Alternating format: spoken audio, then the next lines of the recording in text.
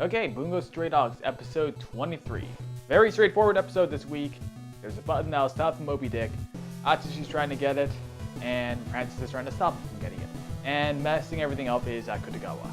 So we open up with Atsushi meeting Akutagawa, and they're kind of facing off. I know we joke a lot about Akutagawa having daddy issues with Dazai, but this guy really does have some daddy issues. As he just freaks out when Atsushi tries to hand him the earpiece and says, "Hey, Dazai's on the line. He kind of wants to talk to you. Go get it." And he just jumps straight into the galley, no hesitation whatsoever. Well, he has Rashomon, but still, this guy's just a little messed up.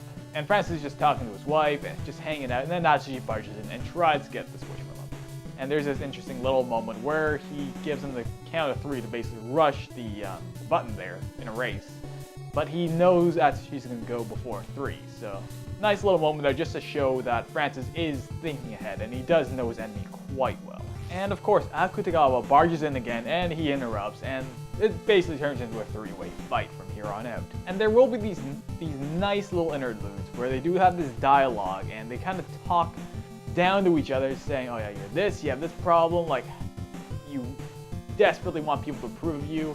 And it's just so ironic that these two are so much alike, and they're criticizing each other so much, "Oh yeah, well, you seek the approval of others, why do you think you need the permission of people to live?" When ironically, they're actually the exact same person. They just haven't realized it, and they kind of poetically refuse to acknowledge it because, they don't want to see themselves in that light. For example, for Akutagawa, Atsushi is weak, and, he seeks the approval of others, how disgusting. When ironically, he does the exact same thing with Dazai. So yeah, I've not been the biggest fan of when this show does have these long back and forth dialogues with not a whole lot that we didn't see coming being said, or just flat out, nothing being said. When I or we say, nothing's being said, that means the dialogue being spoken has no impact on the plot or the character whatsoever, so it's just may as well not be said. But this is one of those few instances where something of actual value and substance is being said, because these two characters, they don't obviously get a lot of development together. And while there was this really nice character development coming out for Atsushi and Akutagawa, or at least having it explicitly done and being further developed,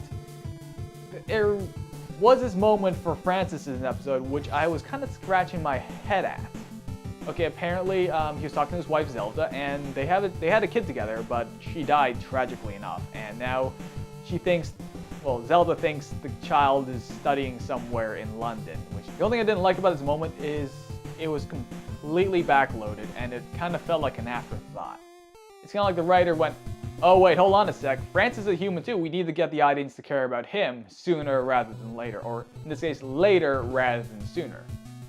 Had this kind of been hinted at, or at least brought up a little in the earlier episodes, it wouldn't have been that much of an issue, but it just feels like they're kind of pandering to the audience at this point, saying, "Hey, do you really care about this character, by the way?" It did show that they're trying to go the extra mile, but it just kind of backfires. If they didn't even have that scene in there to begin with, I wouldn't have questioned it. I would just assume, okay, he's an asshole for the sake of being an asshole. Is that a particularly deep character? No, but is it better than a lazily written in sneak attack? Debatable. Alright, decently solid episode. Great dialogue between Atsushi and Akutagawa, but kind of a few quirks with Francis and Kyoka here and there, which kind of detracted from the episode, but overall, solid episode. Alright, so that's episode 23 of Bungo Stray Dogs. Let us know what you thought of the episode or this review down in the comments below. Leave a like or dislike no matter what your feelings are, and if you feel up for it, share it, and even subscribe. We'll be back next week with the penultimate episode.